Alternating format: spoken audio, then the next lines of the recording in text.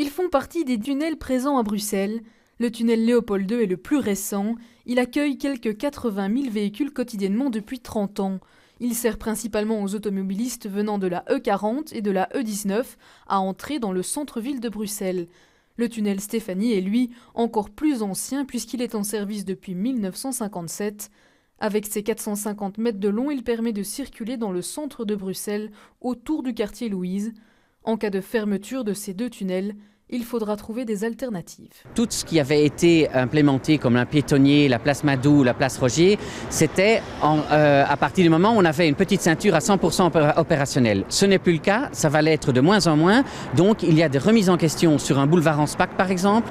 Il y a impérativement, et ça peut être fait dans un délai record, c'est une synchronisation des feux de signalisation. Il faut signaler et bien signaler les parkings qui sont disponibles. Pour l'association de défense des automobilistes, les problèmes de mobilité ne devraient plus être confiés aux politiques. Plus de 15 milliards sont prélevés chez les usagers de la route par le gouvernement. Il y a moyen de réinjecter plus qu'aujourd'hui, qui ne représente que 1 milliard pour les infrastructures et 5,2 milliards pour les transports en commun. À partir du moment où on réinjecte cela par un organisme apolitique qui travaille sur 30 ans, on a les chances de voir une mobilité s'améliorer comme on l'a vu à Madrid, à Amsterdam, à Rotterdam ou à Vienne.